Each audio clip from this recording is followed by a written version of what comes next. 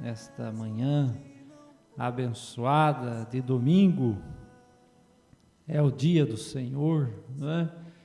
Costumamos assim chamar, nesse dia em que separamos também para servir ao Senhor, ouvir a sua palavra, fazer as nossas orações.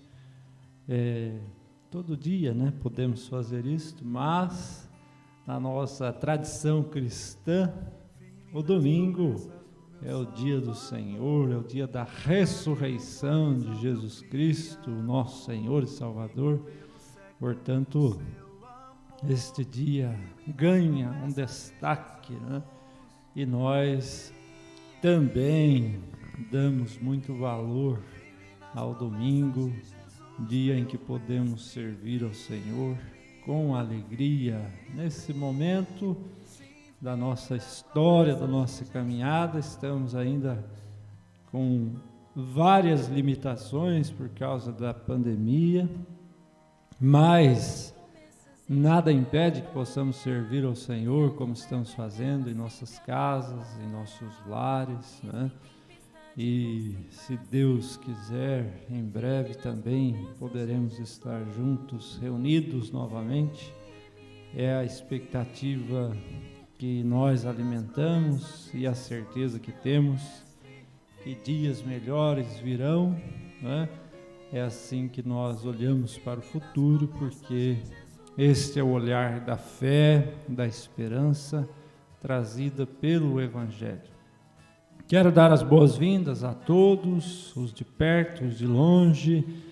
Sejam muito bem-vindos, sintam-se acolhidos e que o Senhor Jesus abençoe a todos nós. Vamos orar?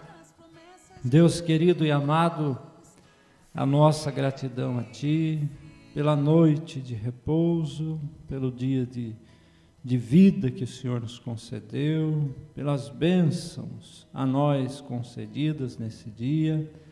Obrigado pelo abrigo, Senhor, da nossa casa, das nossas roupas. Obrigado pelo alimento.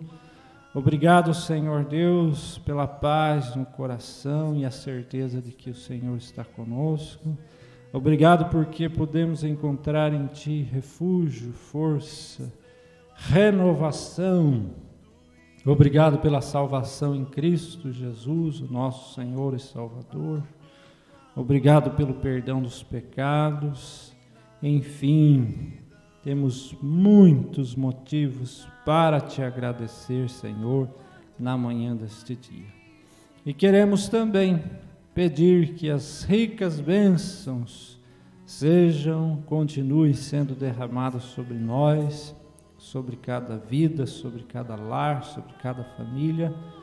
Pedimos a Deus que sondes os nossos corações e, sabendo, como sabes, quais são as nossas necessidades mais íntimas, particulares, que o Senhor esteja abençoando a todos nós coletivamente, mas abençoe também individualmente cada um de nós, Senhor, nas necessidades que temos e que trazemos ao Teu altar. Muito obrigado, Senhor, porque nos ouves, porque nos abraça, porque nos recebe, porque nos acolhe e porque nos abençoa. Em nome de Jesus é que nós oramos. Amém. Amém. Graças a Deus por mais esse dia. E estamos juntos para fazer a nossa meditação bíblica nesta manhã. E o texto que vamos ler da nossa Bíblia é Carta de Paulo aos Filipenses, capítulo 1, versículos 27 a 30. Esse é o texto que eu vou ler, você vai ouvir e acompanhar a leitura, que diz assim: Vivei acima de tudo por modo digno do Evangelho de Cristo, para que, ou indo ver-vos, ou estando ausente, ouça no tocante a vós outros que estáis firmes em um só espírito, como uma só alma, lutando juntos pela fé evangélica, e que em nada estáis intimidados pelos adversários, Pois o que é para eles prova evidente de perdição é para vós outros de salvação, e isto da parte de Deus, porque vos foi concedida a graça de padecerdes por Cristo, e não somente de crerdes nele, pois tendes o mesmo combate que vistes em mim, e ainda agora ouvis que é o meu. Amém. Vamos falar sobre a constância na luta. Constância na luta.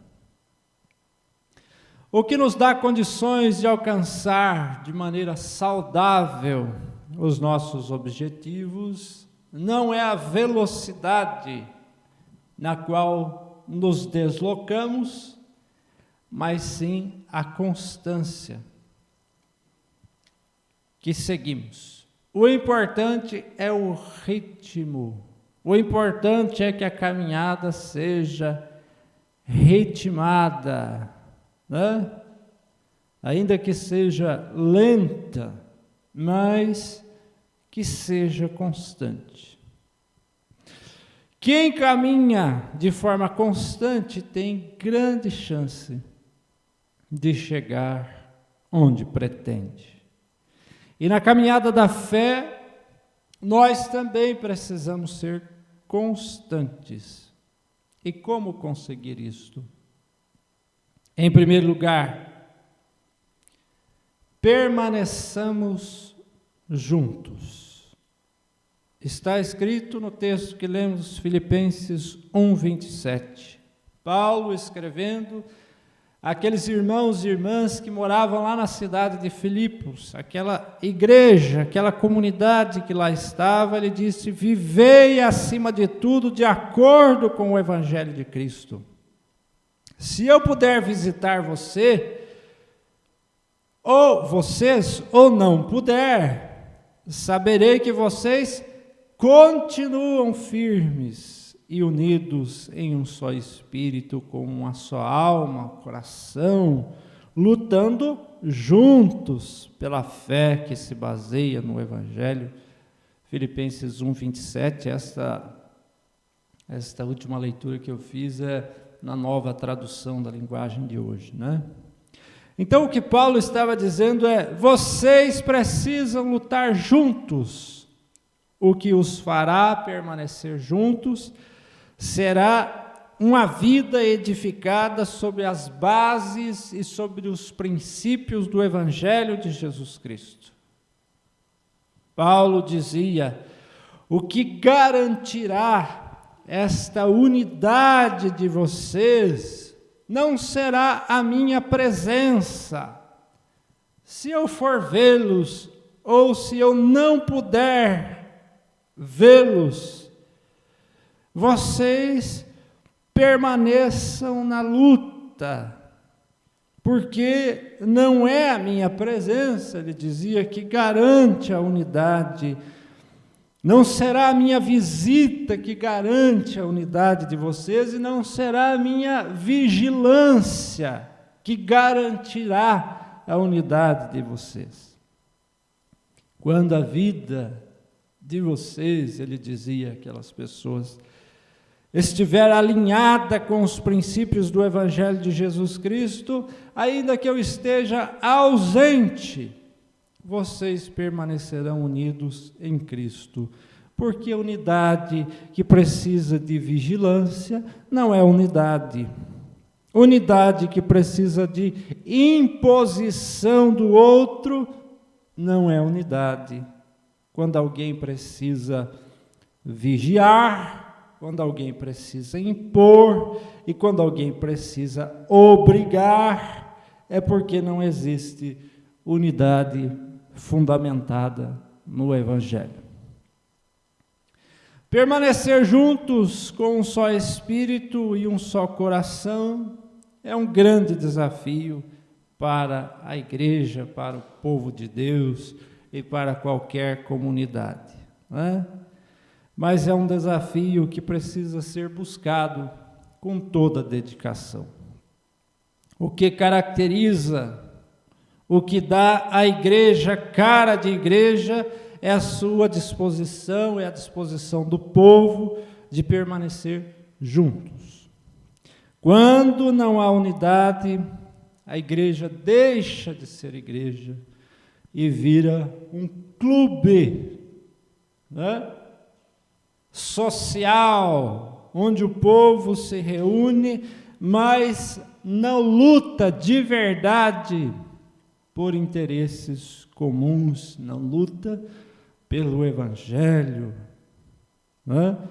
Não luta pela causa de Cristo. Jesus disse no Evangelho de João, capítulo 17, versículos 20 e 21, ouça o que Jesus disse: não rogo somente por estes, mas também por aqueles que vierem a crer em mim, por intermédio da sua própria palavra, a fim de que todos sejam um. E como és tu, ó Pai, em mim e eu em ti, também sejam eles, para que o mundo creia que tu me enviaste. A oração de Jesus foi para que os discípulos, para que os que creram permanecessem unidos, assim como Jesus está unido ao Pai e ao Santo Espírito, formando assim a Trindade Santa, não é? Esta é a oração de Jesus, este é o objetivo que devemos buscar. E disse mais Jesus: todo reino dividido contra si mesmo ficará deserto, e toda a cidade ou casa dividida contra si mesma não subsistirá. Mateus capítulo 12, versículo 25. Um reino que se divide em grupos e que lutam entre si, será um reino destruído. Uma cidade que se divide em grupos que lutam entre si, será uma cidade destruída. Uma casa, uma família que se divide em grupos que lutam entre si, será uma família destruída. Uma comunidade, uma entidade, seja ela qual for e do tamanho que for, onde há grupos que lutam entre si, essa comunidade não precisa de inimigos, porque onde há divisão, fatalmente haverá falência dos planos, dos propósitos, haverá destruição. Mais do que isso, haverá autodestruição. E sabendo disso, Paulo, o apóstolo, recomendou aquelas pessoas lá da cidade de Filipos que permanecessem juntos. E esta é a palavra de Deus para todos nós também, nos nossos dias. E o nosso desafio hoje talvez seja também maior, né? Porque nós temos vários templos fechados, não é? Temos pessoas que há muito não vêm ao templo, não podem vir, não têm condições de vir, ou porque está fechado, ou porque é do grupo de risco, ou porque não sente segurança para vir quando está aberto, né? Mas mesmo estando distanciados uns dos outros, fisicamente, geograficamente, nós temos o desafio de permanecermos unidos na fé, não é? Como será a nossa vida pós-pandemia, não é? Permaneceremos unidos à nossa comunidade de fé, à nossa igreja, ou seremos daqueles que vamos nos distanciar, nos afastar? Não é? Vale a pena a gente fazer essa reflexão, porque pode ser que tenha pessoas que vá se acostumando e se acomodando também nessa vida distante da comunidade de fé, né? E esse distanciamento da comunidade, da igreja, se transforma em prejuízo, não é? A médio e longo prazo, com certeza. Não é? A divisão nunca é boa. A divisão só traz prejuízos para nós, não é? Para quem a promove, não é? E para quem aceita essa ideia de que é melhor viver separado do que viver juntos. Em segundo lugar, sejam corajosos se quisermos manter firmes, constantes a nossa caminhada, precisamos ser corajosos. Filipenses capítulo 1, versículo 28, em nada estais intimidados pelos adversários, pois o que é para eles prova evidente de perdição, é para vós outros de salvação, e isto da parte de Deus. Adversário é aquele que se opõe. Jesus teve adversários, né? Nós, às vezes, temos dificuldade de falar sim, que há adversários, que nós temos adversários, mas todo mundo tem, né? Porque aquele que se opõe torna-se um adversário, não um inimigo de fato, mas um adversário, aquele que não está na mesma toada, na mesma caminhada, e que às vezes põe empecilhos para a caminhada, não é? Dentro do contexto desta carta de Paulo aos Filipenses, dentro do contexto que aquelas pessoas viviam, aquele que se opõe aos princípios da fé fundamentada no Evangelho de Jesus Cristo, estes eram adversários. Paulo coloca a palavra adversários no plural para informar que eles existem e que não é apenas um. A igreja também terá que lidar com os adversários.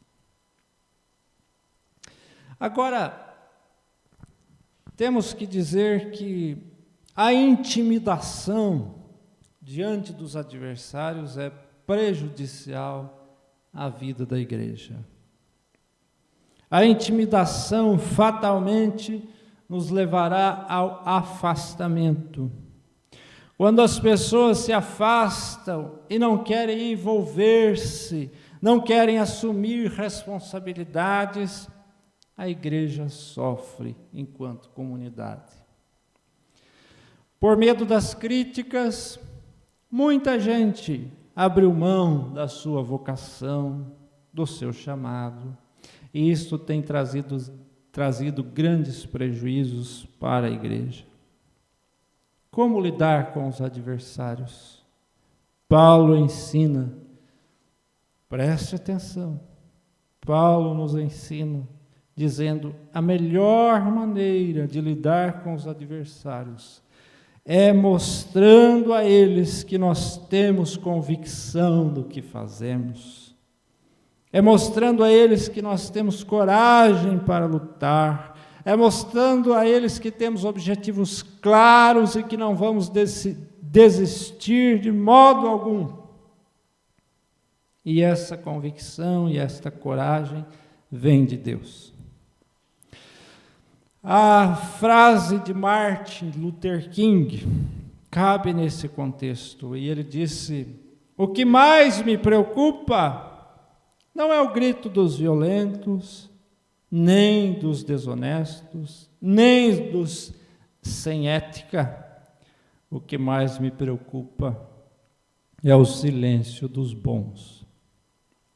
Podemos parafrasear no contexto da igreja, o que mais preocupa não são as críticas dos adversários, mas sim as atitudes dos vocacionados que abandonaram a sua vocação por causa das críticas, porque encontraram barreiras, porque encontraram oposição.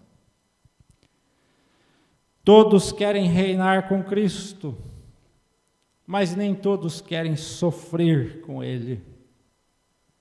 E sofrer por Cristo deve ser visto como um privilégio, Olha o que está escrito aí, Filipenses 1, 29. Porque vos foi concedida a graça de permanecerdes por Cristo, de padecerdes, melhor dizendo, por Cristo, e não somente de crerdes nele.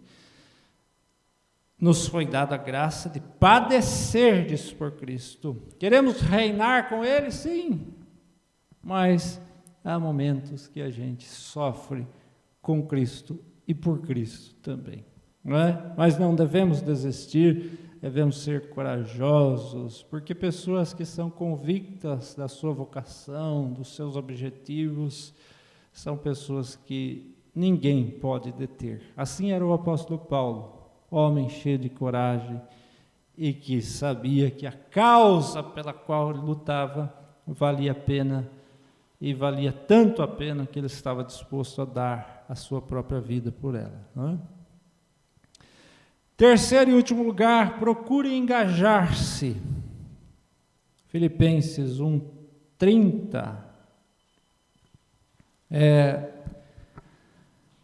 diz lá: pois tendes o mesmo combate que vistes em mim, disse o apóstolo Paulo, e ainda agora ouvis que é meu. Esse é um conselho que ele está dando. Tendes o mesmo combate que vocês estão vendo em mim, e que agora, ainda agora, hoje, ouvis que é meu. Ele estava escrevendo. Em outras palavras, estejam engajados no mesmo combate que me viste sustentar. E como sabeis, eu ainda sustento.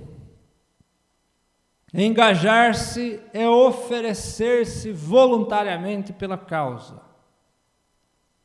E quando Paulo escreveu esta carta aos Filipenses, ele já estava no final da sua vida. Era um homem idoso. E provavelmente escreveu de Roma, onde estava preso.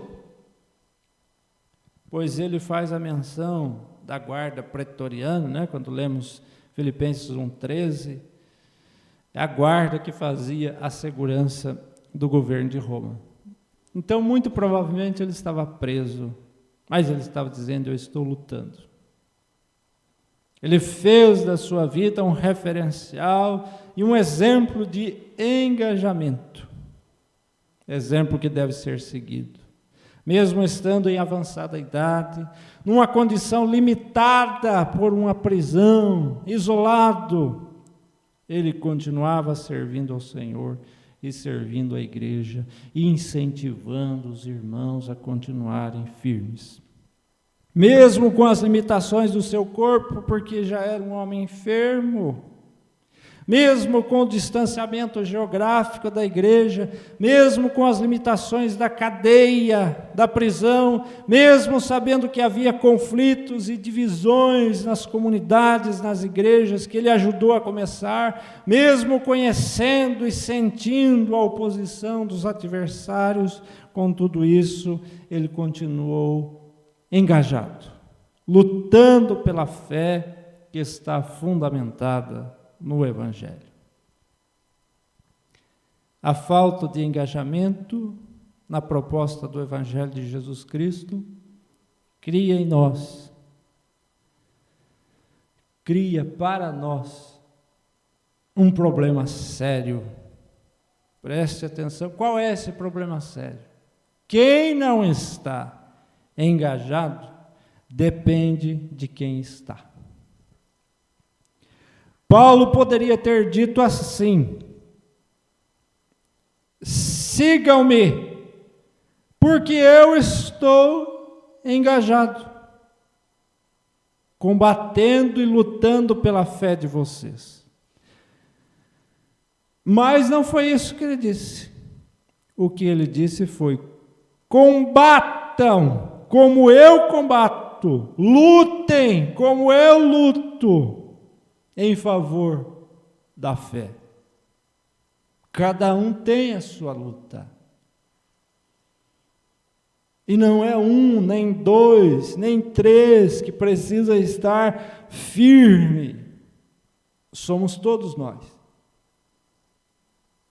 Porque há muitas coisas na comunidade que nós fazemos juntos, em favor uns dos outros, mas chega o momento que é necessário essa luta pessoal e individual, né? Porque ao mesmo tempo que nós somos comunidade, nós somos indivíduos, né? Para o bem da igreja, Paulo não precisava de pessoas que o seguissem, nem de pessoas que dependessem dele, mas de pessoas que o imitassem e que lutassem como ele lutava. Quando não estamos engajados no combate da fé, teremos uma fé que depende de outras pessoas, o que torna possível o nosso crescimento, o nosso amadurecimento espiritual, é a nossa voluntariedade para servir a Jesus Cristo, né? A maioria de nós não sente a metade das dificuldades que Paulo sentiu. Não enfrentamos metade dos problemas que ele enfrentou por causa do Evangelho. E nós podemos ser engajados, como ele foi. A nossa fé não precisa ser uma fé dependente do outro, no sentido de que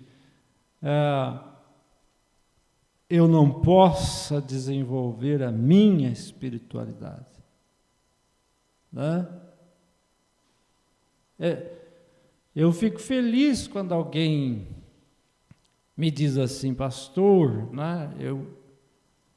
Eu ouvi a mensagem, né, pregada, que você pregou, e aquilo foi bom para mim. Eu fico feliz de compartilhar com você o Evangelho.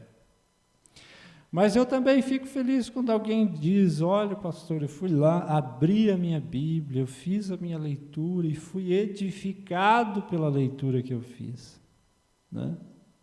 Por quê? Porque em alguns momentos nós somos comunidade, como estamos sendo agora aqui, né? Várias pessoas, inclusive gente que mora até mais distante, estamos juntos, somos comunidade, estamos ouvindo o Evangelho juntos, mas isso aqui é o mínimo, nós fazemos isso muito pouco. Durante a semana nós ficamos juntos aqui pouquíssimo tempo. E o restante da semana?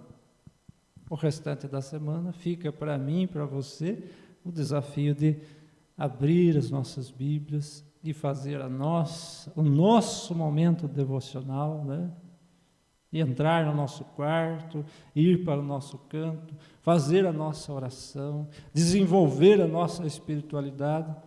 Fica para nós esse desafio, ainda mais agora, nesse momento que nós estamos vivendo, né? Faço aqui as últimas considerações.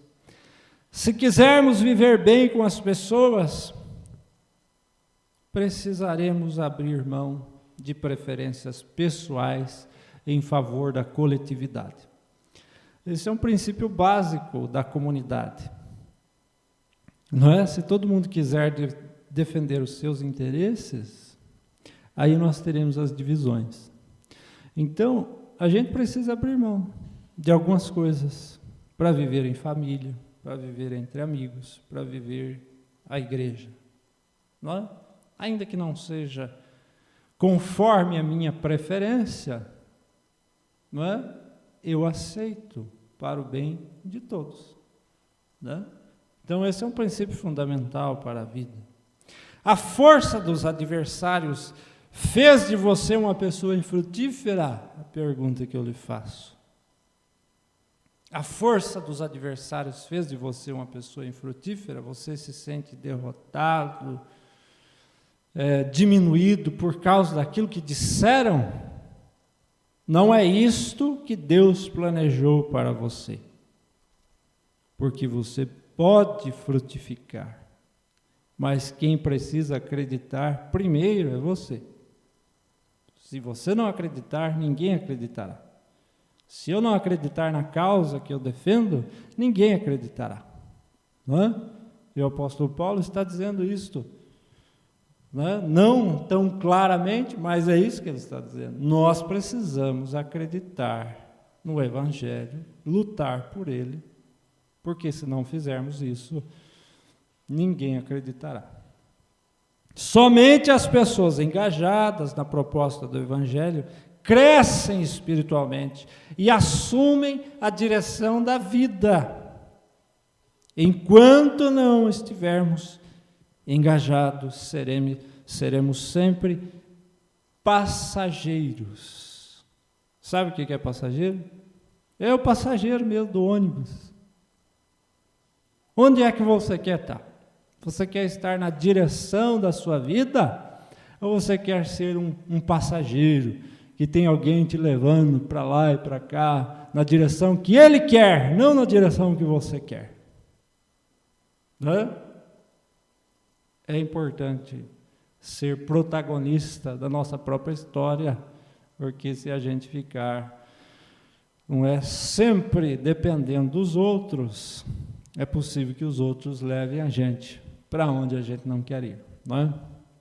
Seja protagonista da sua história, creia no Evangelho, assuma uma caminhada ritmada, não precisa correr, meu irmão, minha irmã, não precisa correr, precisa ter ritmo e constância. É isto que o Evangelho pede de nós, perseverança, e os que perseverarem até o fim serão salvos. Não é? Se quisermos ser constantes na caminhada da fé, portanto, precisamos ter disposição para viver na comunidade de fé. É importantíssimo. Precisamos ser corajosos para não ficar intimidados com os adversários. E precisamos estar engajados com a proposta do Evangelho. Então, são 3 coisas. Você quer manter firme a sua caminhada? Envolva-se com a comunidade. Não fique sozinho, não fique isolado. Você quer manter firme a sua caminhada? Então, seja corajoso, lute por aquilo que você acredita. Você quer ser firme na caminhada? Assuma a sua vocação, o seu ministério, aquilo que Deus colocou nas suas mãos. Diga, eu quero para mim, eis-me aqui, Senhor, envia-me a mim. Isso trará felicidade e satisfação quando a gente assume a nossa vocação. Seja ela grande ou pequena aos nossos olhos, se vem de Deus, é bom. É um presente que deve ser aceito com alegria, com gratidão. Que Deus nos abençoe através da sua palavra. Eu quero convidar você para orar neste momento. Deus querido e amado, agradecemos a Ti por esse dia.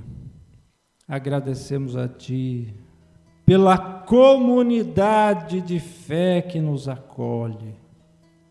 Estamos distanciados uns dos outros, mas permanecemos, somos parte, estamos ligados, somos pertencentes a essa comunidade de fé que se forma aqui agora, Senhor Deus, pelas pessoas que creem em Jesus. Sentimos que não estamos sozinhos, mas estamos caminhando um ao lado do outro, na mesma fé, com a mesma esperança e com a mesma disposição. Pedimos, Senhor, que nos encha de coragem, para que não venhamos a desanimar, não venhamos a desistir, porque sempre haverá críticas, sempre haverá quem não concorda, sempre haverá quem é a favor das divisões, mas nós não, Senhor, nós queremos ser os pacificadores, porque o Senhor Jesus disse que dos tais é o reino dos céus. Queremos lutar pela paz, pela unidade, pelo crescimento, Senhor, da igreja, da família, enfim, Senhor, queremos permanecer unidos com Cristo, e unidos uns com os outros, porque sozinhos não somos nada, Senhor. Bem sabemos disso. porque o Senhor nos disse também: sem mim nada podeis fazer. Senhor, nos ajuda a descobrir a nossa vocação. Por que viemos a esse mundo? Nos ajude a responder, a dar resposta a esta pergunta. Por que viemos? Qual é a razão da nossa vida? Qual é a nossa vocação? Qual é a causa pela qual lutamos? E causa pela qual vale a pena dar a vida? Qual é? Ajude-nos a descobrir, se ainda não descobrimos. E que possamos todos nós lutar pelo Evangelho, combater, ser firmes, perseverantes, servir ao Senhor, e quando chegarmos ao final da vida, olhar para trás e perceber e sentir que valeu a pena, porque lutamos pela maior de todas as causas, que é o Evangelho de Jesus Cristo, é a pregação do Evangelho, é a expansão do Reino de Deus. Guarde a todos debaixo do teu cuidado, abençoe especialmente os que sofrem, os que estão doentes, os que estão acamados, os que sentem dores, os que estão afastados dos seus familiares, os que estão enlutados, os que estão desempregados, os que vivem, Senhor, uma crise financeira, Senhor, diante de tantas mudanças que estão acontecendo, os que ficaram órfãos, Senhor, os filhos que ficaram sozinhos, os pais que perderam os filhos, Senhor, é um cenário triste que às vezes se desenha diante de nós, mas queremos olhar com esperança e na certeza de que o Senhor jamais nos abandonará. Obrigado pela tua presença, pelos teus cuidados. É a oração que fazemos em nome de Jesus. Amém. E amém. Amém. Agradeço de todo o coração pela sua presença aqui. E quero convidá-lo para estar conosco hoje à noite, às 19 horas. Hoje, às 7 horas, o culto, não é?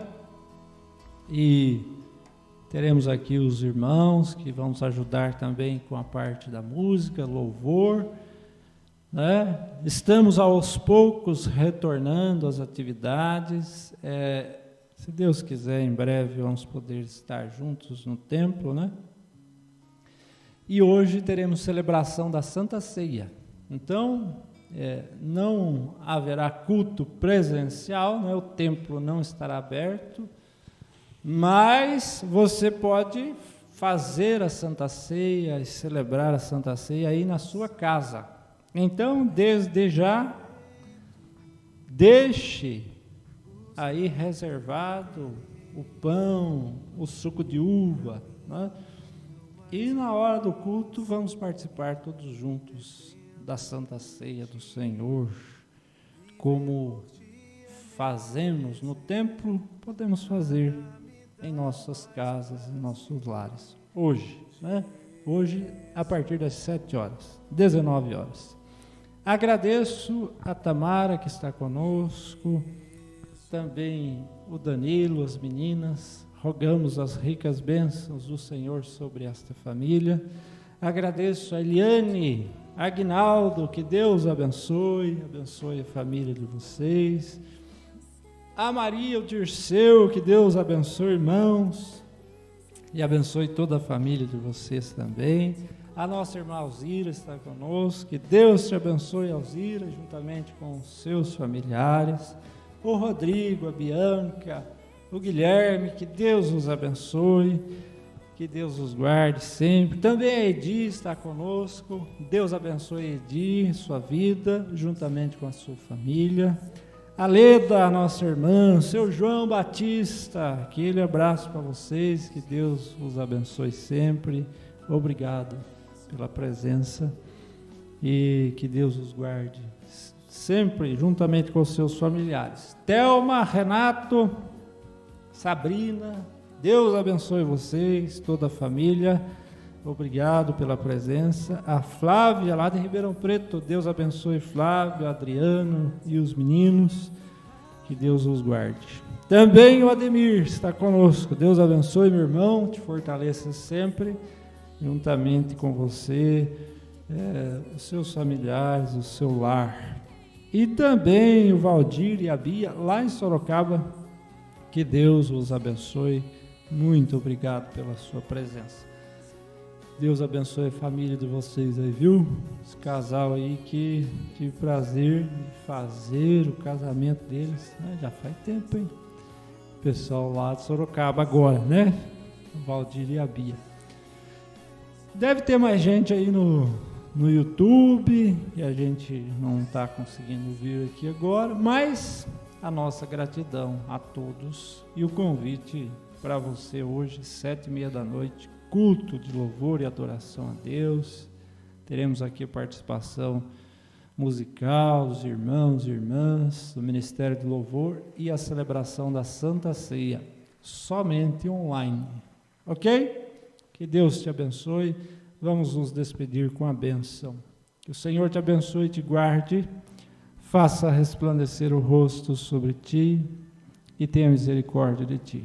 Que o Senhor sobre ti levante a sua face e te dê a paz. E que a graça do nosso Senhor e Salvador Jesus Cristo, que o amor de Deus nosso Pai, a comunhão, as consolações do Santo Espírito esteja com você. E com todo o povo de Deus espalhado sobre a face da terra, agora e para sempre. Amém.